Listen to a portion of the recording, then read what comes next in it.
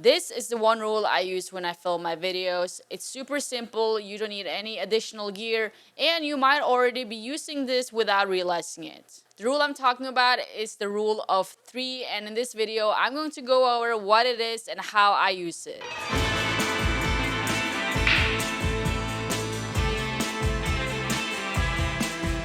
What's up everyone, my name is Mac. I'm a videographer and video editor who is constantly trying to learn how to improve my filmmaking skills and teach you guys what I know. Let's get started. First, let's not confuse the rule of 3 with the rule of thirds, okay? The rule of thirds is an actual term that you learn in photography and cinematography, and I talked about this slightly in my previous video. If you want to check it out, the link is in one of these corners. Okay, so the rule of 3 is basically just something I've seen filmmakers talk about, and it's just a filming technique or rule where you film the same thing 3 times. Sounds pretty basic, right? Well, that's because it is. When I was scripting this video, I realized there are 2 methods within this rule that I use in my own filmmaking. So let's get started with the first one. The first method is to have a wide shot, a medium shot, and a close-up shot, and to shoot it in that exact order. The wide shot is, in my opinion, the most important because everything is in that shot. If you were to do it the opposite, you would start with the close-up shots. It doesn't really convey a story, and you don't even know what the setting is because the shot is only focusing on one thing. I wouldn't say there are any rules to the specific focal length you need to get these shots. Personally, I like big contrast, so I prefer having a wide shot that is relatively wide and a close-up shot that is pretty close because both of those 2 shots give very different looks, and I think that just makes my videos more interesting. I believe a wide shot is also called an establishment shot, and that's because we are establishing where we are, what we're doing, and what is going on. Think about a movie or a TV show. More times than not, the first shot we see is an establishment shot because we instantly learn about the scene and the setting. Now, once we're done with that wide or establishment shot, we are going in for the medium shot. It's basically when you're filming the subject from the waist and up. Think about it like this. The wide shot focuses on the setting, while the medium shot focuses on the action.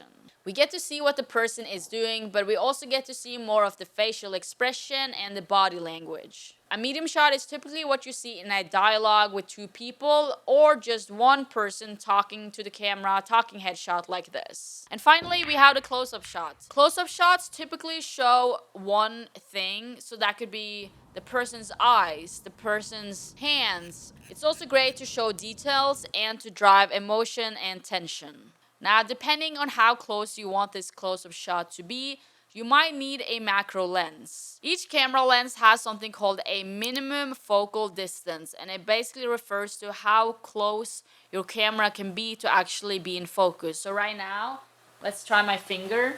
It won't focus because the distance is further, but if I have it here, you can see it's able to focus. This is actually something I struggled with for a long time.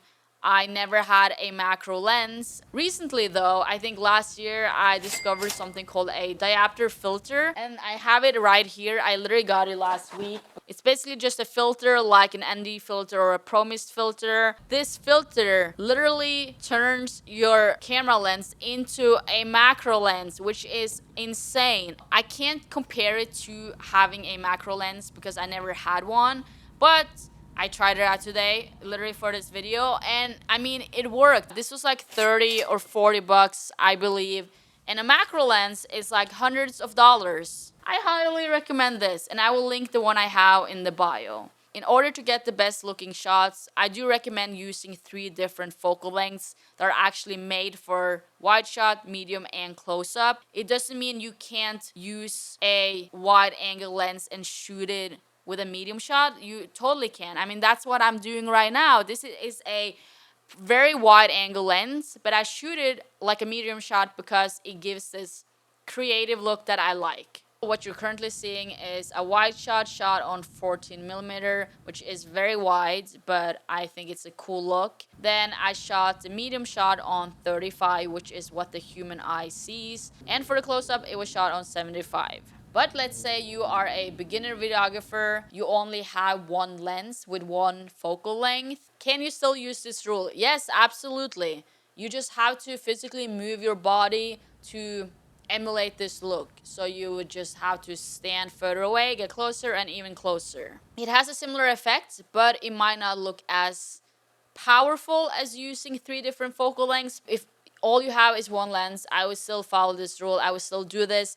I get it. I don't have that much gear. Literally, this light is like $40 on Amazon, and other people, other filmmakers have like lights that are like $400. One of the biggest mistakes I see with beginner videographers is exactly that.